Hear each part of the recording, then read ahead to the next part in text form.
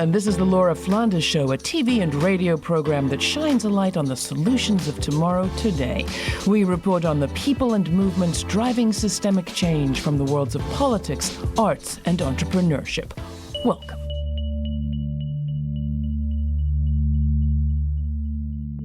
Searching for a place where the people who say it can't be done take a back seat to the people doing it? Look to the U.S. South, says today's guest, historian and author Imani Perry. Look to the South, to the suffering, theft, and greed wrapped up in colonization, plantation slavery, and the model of addictive global capitalism that's brought us everything from cotton to Coca-Cola. Look to the guilt, repression, and denial that U.S. culture pretends is just a Southern thing. But look, too, to the real, complex, intimate, rebellious, mixed up, intensely creative South that has led most of the revolutions in this divided nation and brought along a whole lot of the best food, drink, dance, and music. In her latest book, South to America, A Journey Below the Mason-Dixon, to understand the soul of a nation, Perry takes us on a trip through the region to delve into the realities that exist beneath the stereotypes. Perry's the Hughes Rogers Professor of African American Studies at Princeton and the author of, among other books, Looking for Lorraine, The Radiant and Radical Life of Lorraine Hansberry, the author of A Raisin in the Sun. South to America is just out from Echo Books, and I'm very glad to welcome Imani Perry to this show. Thank you. Your introduction was just so beautiful and apt because the story of the South is more complex and more politically rich than what it's given credit for. I was born into, on the one hand, a kind of traditional, striving, working class Black family, but also had parents who were radicals and involved in the late era of the freedom movement, prison organizing, organizing workers in steel mills and coal mines and the like. And there is this incredibly beautiful radical tradition in Alabama and amongst Black Alabamans in particular.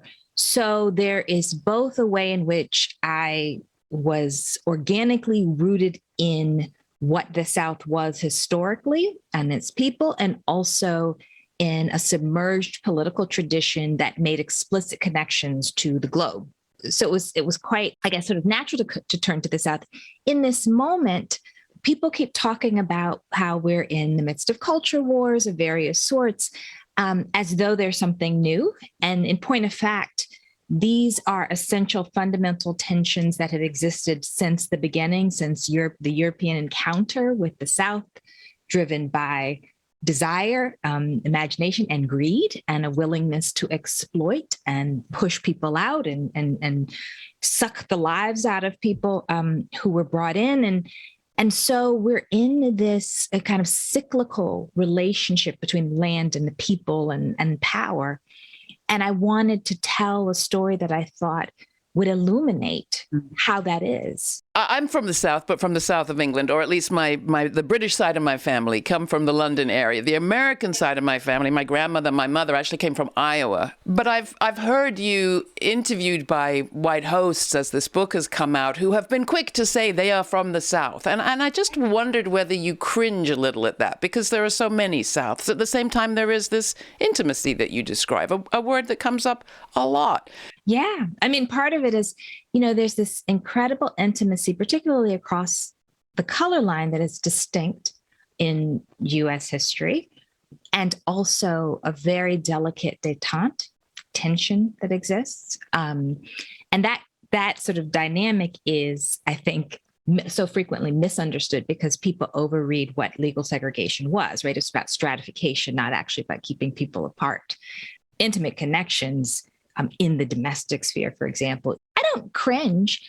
I mean, I think what's interesting is to have the conversation and actually sit in what is are moments of discomfort, which is part of what I try to do in the book. I have all of these encounters. You have an encounter with a white woman whose husband left her. She was a Lyft driver and she became a faith healer and she was sneaking into hospitals. I have an encounter with a man who was refilling the candy machine at the airport. And so these interactions with white Southerners and trying to make sense of them, often we're speaking the same language, but I'm also trying to think about what does it mean? There's some things we can talk about and some things we can't, and things that are very easy to do, like hold someone's hand and pray.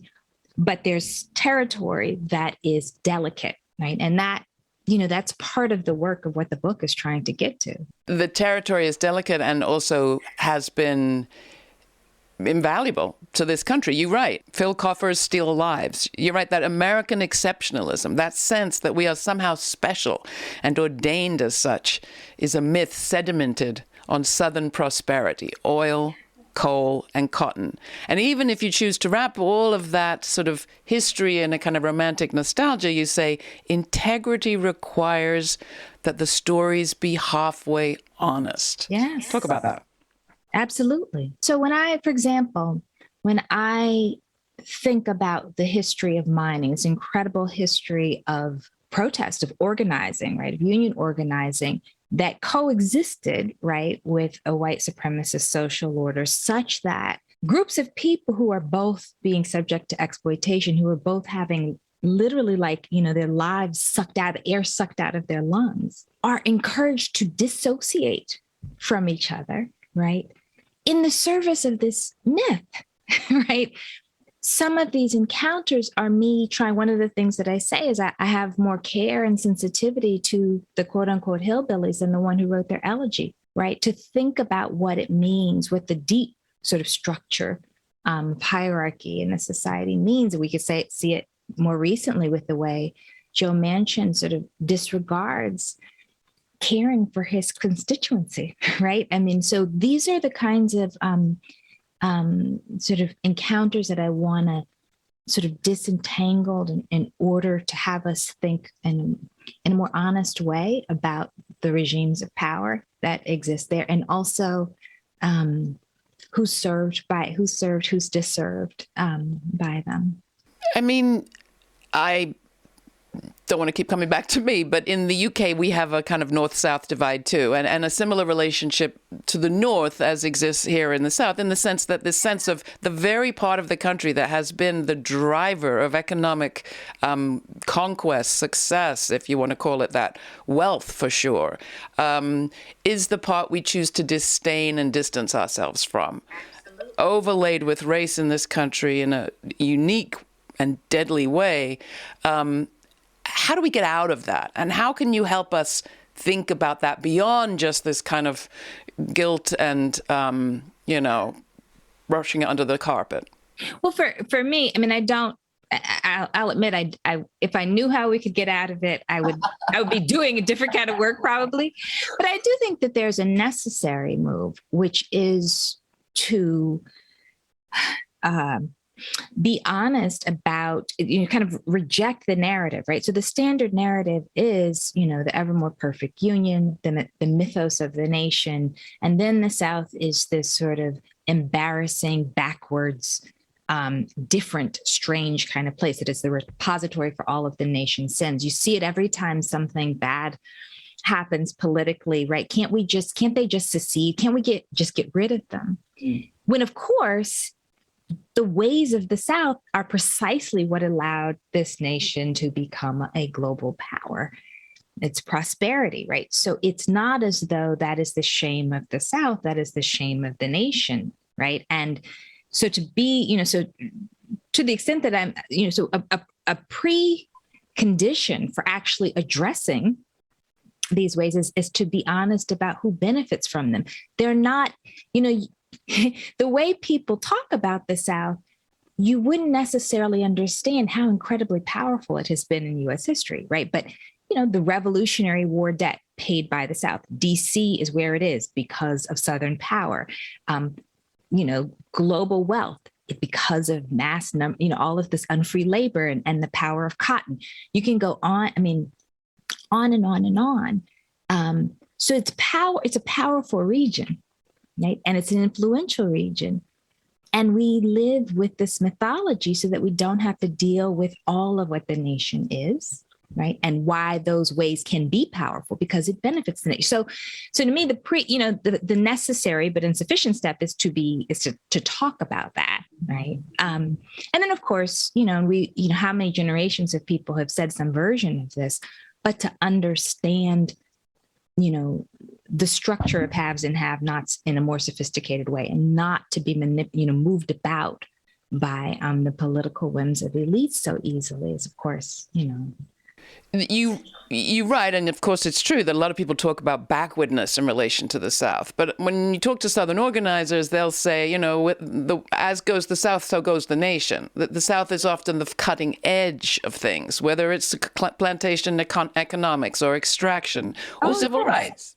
Yes. I mean, oil, car culture, right? It's at the front lines now with the impending environmental disaster, right? And then that, being at the cutting edge of so much of the disasters, also why it is often at the cutting edge of social movement and organizing, right? Whether it's environmental justice issues now or whether it's prison issues. So one of the things that I talk about in the book is that my parents were involved in prison organizing in the 70s. And that, it seems like an early timeline, but of course the South, what was happening was a harbinger of what was going to happen all over the country. So it was there first, right? Decades before people started describing mass incarceration, it was very apparent that it was coming if you were in the South, right? And the prison being on the very plantations where people were once enslaved is an indication, right, of its heart, right? This is the Laura Flanders Show. I'm Laura. My guest is Imani Perry, the Hughes Rogers Professor of African American Studies at Princeton University. She's also a faculty associate in Law and Public Affairs, Gender and Sexuality Studies, and Jazz Studies. Get that. She's authored several books, including Looking for Lorraine, The Radiant and Radical Life of Lorraine Hansberry, and More Beautiful and More Terrible, The Embrace and Transcendence of Racial Inequality in the South. Her latest is South to America, A Journey Below the Mason-Dixon to Understand the Soul of a Nation. Just out from Echo Press at HarperCollins. In the book, she takes us on a trip through the South to delve into the realities that exist beyond the stereotypes. We'll be posting soon my entire uncut conversation with Imani. For that, go to our website, lauraflanders.org, and sign up for our alerts to receive updates when it's available, and a heads up on all our web exclusives, including my regular commentaries. Our latest uncut, available to our members now, but to everybody soon, is last week's Meet the BIPOC Press Roundtable with our pals at URL Media on how media of color is sounding the alarm on voting rights. All that in my latest commentary titled, Win or Lose, Nomination Debates Are Dangerous. Hear about the Clarence Thomas roots of the Independent Women's Forum. Big tip, they're not. Next, I talk with Imani about some of the new economic models coming out of the South, including those centering in Jackson, Mississippi, and elsewhere. We'll hear about all that and more, but first, here's Fall Like Rain, a song to humanity by Elixa Garcia, one half of Climbing Poetry and Brave Water, and produced and engineered by David Williamson. The song is from Elixa's soon-to-be-released solo album. You can hear my interview with all of Climbing Poetry and see their in-studio performances in our archives.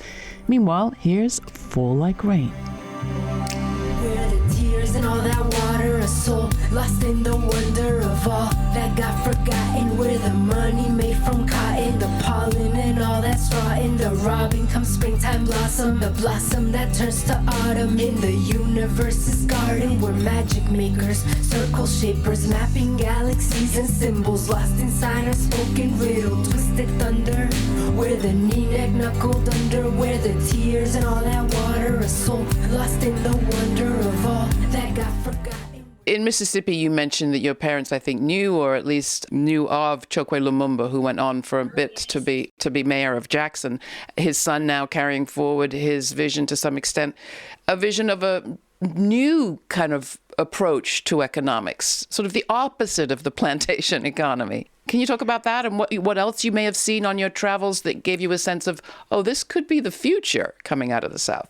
Right. Well, I mean, I do. There is this group, and they range from sort of liberal to leftist, right? But of young Black mayors who are trying to reimagine the economy of the South. I take one of the models for doing so to be Richard Arrington, who was the first Black mayor in Birmingham, Alabama, who was part of the mobilization for his election was a police killing of a Black teenager, right? In the 70s when I was a little girl. And so there, a teenage girl was killed. And so again, right, so we're thinking about these issues with Black Lives Matter, but that was an impetus for a really important political organizing of Black communities in Birmingham, in the 70s. And so it has a tradition. I think these new models, they're trying to imagine what does it mean to actually establish safety nets at the local level? What does it mean to actually resist at the local level? People talk about the South in terms of red states, which in and of itself is a kind of strange formulation because it depends on the electoral college formula, right? When the whole country is actually purple, right? But the red state, blue state thing. So you actually don't get to see that kind of local work that's happening easily unless you're in the South. And there's a tradition there, I describe Chokwe Lumumba Jr. I describe him as a scion of sorts, right? And I tell a story about being in Cuba with a radical who was in exile, who had been part of the New African Peoples Organization, and how we talked about his election as a victory. And that's also important, right? That there's a tradition of radical politics that sees electoral politics as important, not to the exclusion of other kinds of organizing, but integral to a larger project of imagining liberation.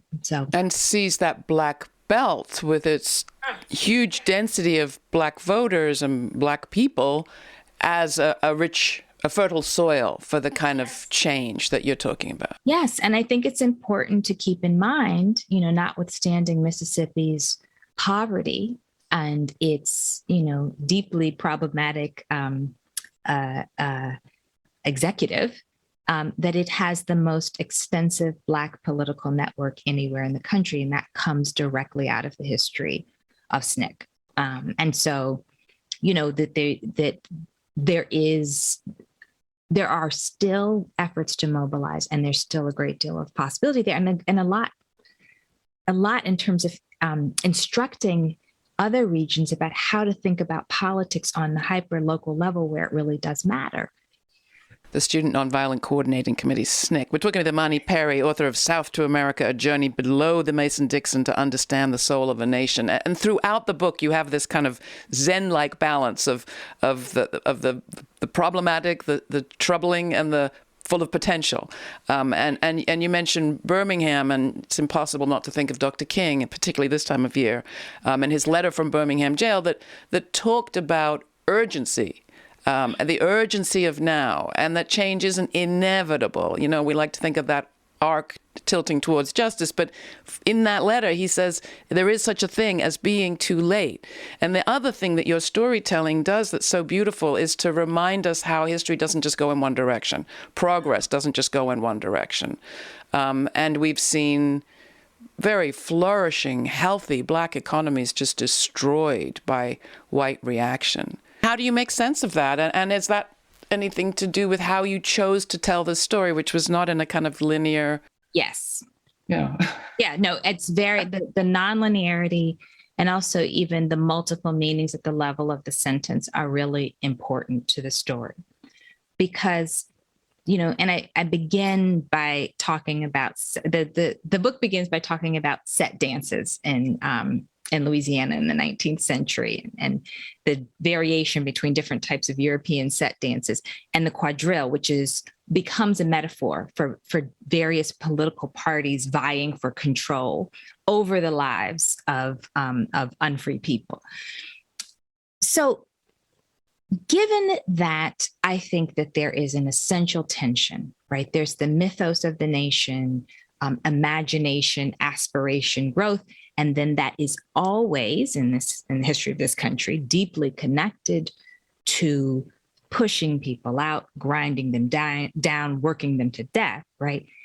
Given that that has become a way of being that is so integral to the political culture, the economic culture of this nation, we necessarily wind up in a cyclical relationship to ideas of freedom, or justice or inclusion, because those ways slip back in over and over again. They are seen as norms. So, for example, when we talk about gentrification, that's an old way, right? That starts with the relationship to the indigenous, right? When we talk about what it means to not make a living wage, that's an old way, right? When we talk about child removal, harkens all the way back to both slavery and the indigenous boarding schools. When we think of stories of the movement, and Birmingham is really important to me because it was an industrial city. And so organizing was, yes, about, segregation, but it was also about labor. It was about work, right? And so when I go now and talk about who's working in chicken plants now, right, or catfish farms, where historically it was Black people who were brought in because they were forced to work for a lower wage, and now it's people from Central America, but the relation is still the same, right? These sort of ideas that people who don't count can just be brought in and worked and vulnerable, right? Politically vulnerable to policing and the like. These are habits, There are habits, there are assumptions about acceptable ways of dealing with human beings. Now, that makes me think of something else that you write. You write that Black people in the South have a steeliness learnt of what they've been up against, and of the realization that they have no option but to fight, that there's no other place that's going to save us. And it reminds me of a conversation we had on this show not so long ago about the border and the U.S. mythology of always having somewhere else to go. Go west, young man, all the rest of it, having a frontier you can go beyond. We're at our limits geographically and environmentally. What are the lessons of the South, or a few that you want to lift up about the steeliness of staying where you are? Yeah, I mean, it's funny. I mean, part of my thought about that steeliness is, of course, because I don't come from a great migration family in the sense of people in my family moved to the urban South, but my family is not a family that moved to Chicago or Detroit or what have you, or Philadelphia. And so the sort of sense of the staying and fighting part feels, almost sort of organic to me as a sensibility. But look, given at a certain register, it's like, irrespective of where you are physically, given the power of the United States globally, and part of what I write about in the book is the reach of the South into, politics with the Middle East and politics with Central America and the rest, that is actually really significant to understand. So whether you're actually physically there or elsewhere, right? If we care about the human condition, if we care about the earth we occupy, one has to sit in that space at a certain level, right? And sit in what it means to, for example, completely destroy the earth, right? In the service of industry, right? There's a couple of examples for me that were really potent is the way people talk about off the coast of North Carolina, the trees older than Jesus. Mm-hmm. And I love that because, North Carolina is Bible Belt, right?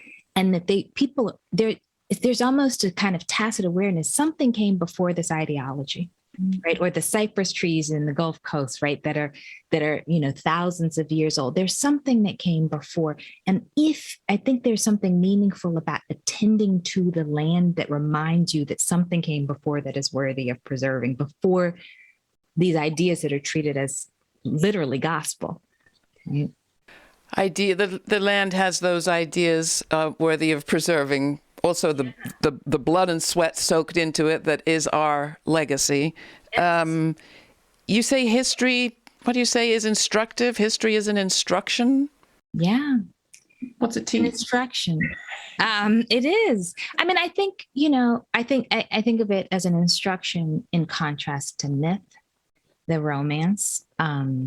It's very easy to be particularly critical of the United States, but nationalisms, period, are often based in romances that evade the complexity of history and its ugliness, right? Unless it's fitting into a master narrative. And so to me, when I attend, if I would walk through landscapes and just try to be attentive,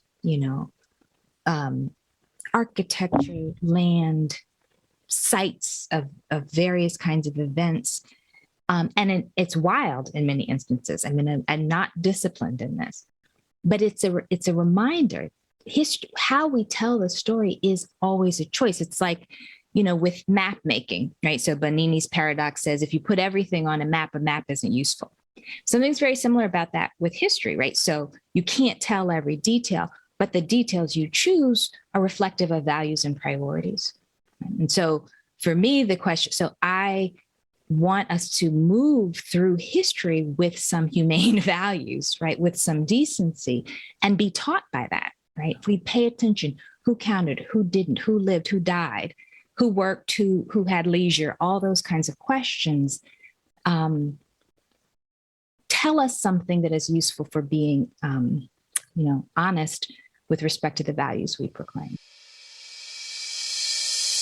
I ended my conversation with Imani Perry asking her the question I so often ask my guests about the experience that leads them to believe that the changes they seek are truly possible. She answered, as so many African Americans do, by saying, just look at the history of the South, where we've come from: chattel slavery, Jim Crow, apartheid.